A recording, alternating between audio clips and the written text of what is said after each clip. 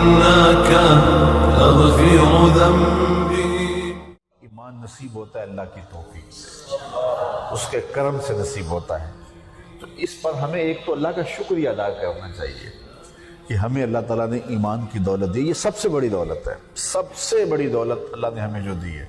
ایک شخص ہواؤں میں اڑتا ہے، چرخ پہ جھولتا ہے، اور جو اس کی خواہش ہے فوراً پوری ہوتی ہے، عالی نسب محلات میں رہتا ہے، اور دنیا کے اوپر اس کی شہرت کے نقارے بجتے ہیں، اور ہر سہولت، ہر شہرت اور ہر آسودگی اسے میسر ہے، لیکن اس کے سینے میں ایمان کا چراغا نہیں ہے، تو وہ کوڑی کا شخص ہے. اور ایک شخص جھونپڑی میں رہتا ہے، کھانے کے لیے کبھی نان شبینہ میسر نہیں بھی آتا ہے، کبھی آ جاتا ہے، پہننے کے لیے لباس بھی پورا دستیاب نہیں، پیبند لگے کپڑے ہیں، معاشرے میں اسے کوئی جانتا بھی نہیں ہے، لیکن سینے میں ایمان کا چراغ روشن ہے، تو وہ کائنات کا خوش نصیب شخص ہے.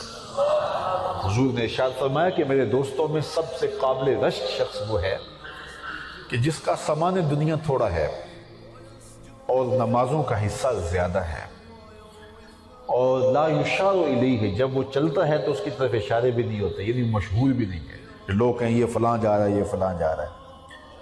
تو ثم نقد بیدہ، پھر حضور نے ایسے چٹکی بجائی، پھر حضور نے فرمایا کہ اس کو موت بھی ایسے ہی آئی، اور پھر فرمایا قلت بواکی ہے، رونے والی بھی تھوڑی ہی تھی، کوئی زیادہ لمبا مسئلہ بھی نہیں تھا.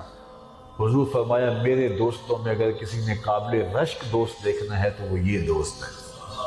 تو اصل دولت یہ ہے، یہ اگر نصیب ہو گئی تو کچھ بھی نہیں ہے تو سب کچھ ہے، اور اگر یہ نہیں ہے تو چرخ پہ جھولتا بھی ہو، ہر آسودگی قدموں میں بچھی ہوئی ہو، اور ہر شہرت اور ہر بہار اس کو میسر ہو، لیکن اس کے پلے کچھ بھی نہیں ہے، کیونکہ سب سے بڑی دولت دولت ایمان. یہ بات ذہن میں رکھیں، بارہا کہہ چکا ہوں کہ دنیا پر سب سے بڑی دولت ایمان ہے، اور آخرت میں سب سے بڑی دولت دیدار الہی ہوگا.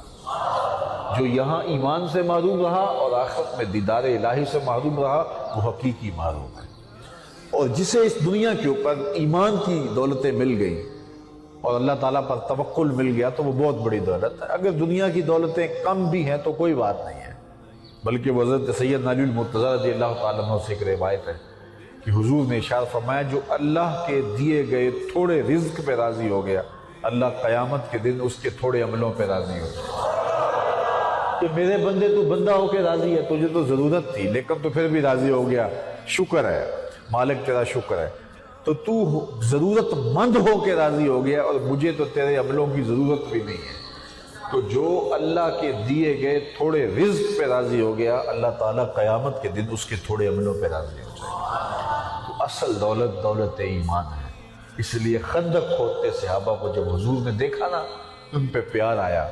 تو یہ نہیں کہا کہ انہیں محلات مل جائیں، انہیں دنیا کی دولت بہت ساری مل جائے، بلکہ فرمایا اللہم ان العیش عیش الاخرہ فاغفر للانصار والمہاجرہ. اے اللہ، زندگی تو آخرت کی زندگی ہے، میرے ان انصار کو بھی بخش دے، میرے ان مہاجروں کو بھی بخش دے. ان کے لیے مانگا تو دین مانگا، اور ان کے لیے آخرت مانگی، چونکہ اصل زندگی وہی زندگی ہے. بل تؤثرون الحیات الدنیا والآخرۃ خیر وابقیٰ. تم دنیا کی زندگی کو بہتر جانتے ہو، حالانکہ آخرت کی زندگی بہتر بھی ہے اور دائمی بھی ہے. تمہاری ترجیح دنیا کا جہان ہے، لیکن حقیقت میں جو زندگی ہے، جو نہ ختم ہونے والی زندگی، دنیا اور آخرت کا اگر مقابلہ کریں تو دنیا کی کوئی حیثیت نہیں بچتی آخرت کے مقابلے میں. بلکہ حضور علیہ السلام نے ارشاد فرمایا، مرے ہوئے بکری کے بچے کے قریب سے صحابہ کے ساتھ حضور گزرے تو فرمایا کوئی اس کو 1 درہم میں خریدے گا؟ اور صحابہ نے عرض کی حضور اس کو تو کون 1 درہم میں خریدے گا، اس کی تو کوئی قیمت ہی نہیں ہے. تو فرمایا کہ اللہ تعالیٰ کی نظر میں دنیا کی اتنی قیمت بھی نہیں ہے. ایک بکری کے مرے ہوئے بچے کو کوئی 1 درہم میں خریدنے کے لیے تیار نہیں ہے، لیکن پھر بھی اس کی کوئی اہمیت ہوگی، کسی کام آ سکتا ہے. لیکن کہا کہ دنیا کی قدر و قیمت اللہ کی نظر میں اتنی بھی نہیں ہے. بلکہ فرمایا اگر اللہ کی نظر میں مچھر کے پر کے برابر بھی دنیا کی قیمت ہوتی تو وہ کافر کو 1 گھونٹ پانی کا نہ دیتا. تو یہ اللہ تعالیٰ جل شانہ نے آزمائش رکھی ہے دنیا، یہ مومن کو بھی ملتی ہے اور کافر کو بھی ملتی ہے. اور آخرت جو ہے وہ صرف مومن کا حصہ ہے، اس میں کافر کا کوئی حصہ نہیں ہے۔ تو اصل زندگی آخرت کی زندگی ہے۔ لیکن فرض کریں یہ زندگی آسودہ ہے، یہ زندگی ہر طرح کی بہتریوں کی حامل ہے، اس میں ہر وہ میسر ہے جو ہم چاہتے ہیں، لیکن یہ کتنی زندگی ہے؟ 60 سال، 50 سال، 70 سال، یہی زندگی ہے نا۔ اور اس میں بچپن کے وقت بھی نکالیں، اس میں بڑھاپے کے دھکے بھی نکالیں، اس میں جو سو کے بیماریوں میں، دکھوں میں، پریشانیوں میں وقت گزارا تو وہ بھی نکالیں، تو کوئی 5، 7، 10 سال بنتے ہیں جو ہماری زندگی بنتی ہے۔ اب اس زندگی کے مقابلے میں آپ 60 سال ہی لگا لیں، جو آخرت کی زندگی ہے اس کا صرف ایک دن یوم قیامت قرآن بتاتا ہے 50,000 سال کا ہوگا۔ 50 سال کا نہیں، 100 سال کا نہیں، 50,000 سال کا ایک دن، اور یہ ساری زندگی 50-60 سال کی۔ ذرا ترازو کے دونوں پلڑوں کے اندر دونوں زندگیوں کو رکھیں اور موازنہ کریں تو اس دنیا کی زندگی کی حیثیت کیا رہ جاتی ہے؟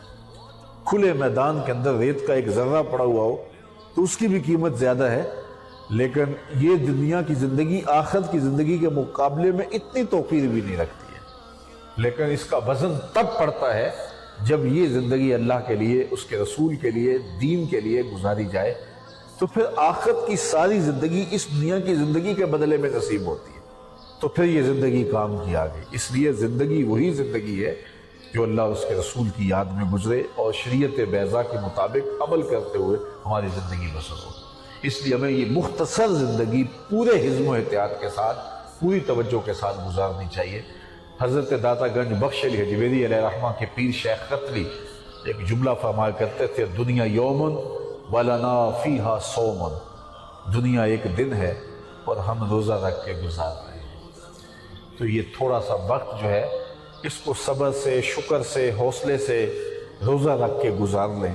بوائی کا موسم ہے، آخرت کٹائی کا موسم ہے، تو اللہ اس بوائی کے موسم میں ہمیں تخم عمل ڈالنے کی توفیق دے۔